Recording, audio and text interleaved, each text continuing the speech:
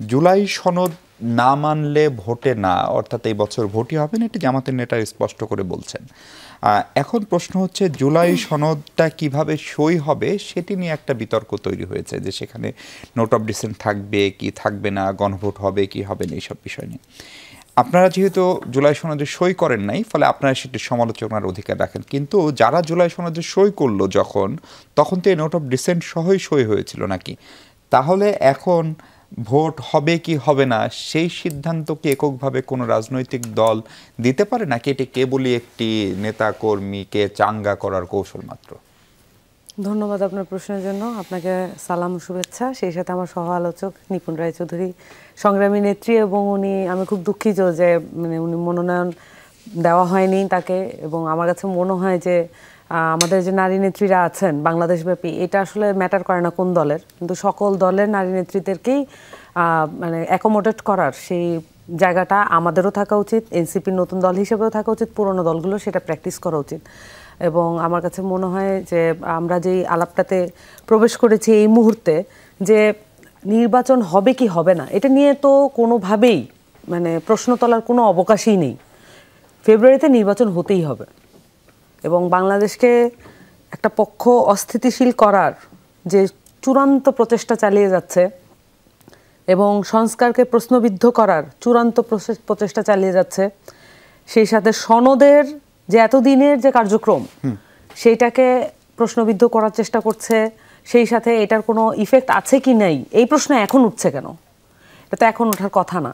আমরা বারবারই বলেছি যে আইনি ভিত্তি লাগবে। আমরা এনসিপি যখন এই ঐকমত্য কমিশন একদম প্রারম্ভে যখন আলাপটা শুরুই হয়নি, তখনও আমরা দেখেছি যে আমরা বলেছিলাম যখন বাস্তবায়ন আদেশ নিয়ে আমরা প্রথমে কথা বলি, কিন্তু সেই কথাটা বলা হয়নি, সেই আলাপটা প্রথমে দেওয়া হয়নি। তখন রাজনৈতিক দলগুলো মনে করেছে যে আমরা আগে কি কি নিয়ে একমত হব সেটা নিয়ে আমরা বসি, সেটা আগে সারি, সেটা আগে সারি হয়েছে। কিন্তু আদতে আমরা যেটা বলেছিলাম সেই জায়গায় তো আসতে হলো শেষমেশ। এরকম বারবার আমরা যেটা বলছি সেই জায়গায় আসতে হচ্ছে, এবং সিচুয়েশন ওইদিকেই গড়াচ্ছে। তাহলে আর পরিণত রাজনৈতিক দল তো তাহলে এনসিপি, যে আমরা এটা আগে থেকে ধারণা করছি যে এটা আসলে তো ব্যাকফায়ার করবে, এটা তো সামনের দিকে খাদ আছে। তো একটা জুলাই সনদ, আপনি অনেকগুলো বিষয়ে, আমরা 84টা বিষয়ে এতদিন আলাপ করে কালঘাম ছুটিয়ে আমরা রাজি হলাম এতগুলো বিষয়ে, এখন এসে যদি আমাদের স্বাক্ষর করার পরে যদি আমাদের চিন্তা করতে হয় বাস্তবায়ন কিভাবে হবে, এটা কিভাবে একটা যৌক্তিক বিষয় হতে পারে, এটা তো মানুষের সাথেও এক ধরনের প্রতারণা করা হচ্ছে না? এই স্বাক্ষরটা নিয়ে কি তার একটু তাড়াহুড়া হয়েছিল সামান্তা? অবশ্যই স্বাক্ষরটা নিয়ে তাড়াহুড়ো হয়েছিল। ইন্টারিম গভর্নমেন্ট আসলে চেষ্টা করেছিল এটাকে একটা সেরিমোনিয়াল, একটা আনন্দের উৎসবের বিষয়ে। ইন্টারিম গভর্নমেন্টের উপর অনেক ধরনের প্রশ্ন আসছে নানান সময়ে, এটা তারা ডিল করতে চাইছেন না। তারা স্বভাবতই সবগুলো দলকে মিলে এক ধরনের উৎসব মুখর পরিবেশে নিজের যে তারা যে আসলেই ভালো চালাচ্ছেন সরকার, সেরকম একটা বার্তা দিতে চেয়েছিলেন। সনদের বিষয়টা তো এত সিম্পল না।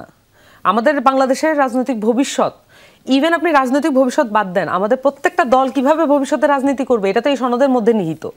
তো এরকম একটি গুরুত্বপূর্ণ জাতীয় এবং রাষ্ট্রীয় সনদ স্বাক্ষর করার ব্যাপারে আদেশটা কি হবে, সেটা ল্যাঙ্গুয়েজটা কি হবে, এটার ব্যাপারে কোনো ভ্রুক্ষেপ করতে দেখলাম না। এটা আমরা আগেও দেখেছি, আমরা ঘোষণাপত্রের ব্যাপারে এটা দেখেছি, যে স্বাক্ষর করতে চলে যাওয়া বা আমাদের যার যার পক্ষ থেকে, রাজনৈতিক দলগুলোর পক্ষ থেকে সমর্থন। আপনারা সেটা স্বাক্ষর করেছেন জুলাই ঘোষণাপত্র কোনো স্বাক্ষরের বিষয় ছিল না, এখানে আমাদের পার্টি থেকে যাওয়া হয়েছে। আমরা তো ধরেন অতীত থেকে এক ধরনের শিক্ষার বিষয় আছে এনসিপির, এবং দ্রুততম সময় আমরা শিক্ষা নিতে পারি, কিন্তু বাকি দলগুলো আসলে শিক্ষা নেয় না কেন?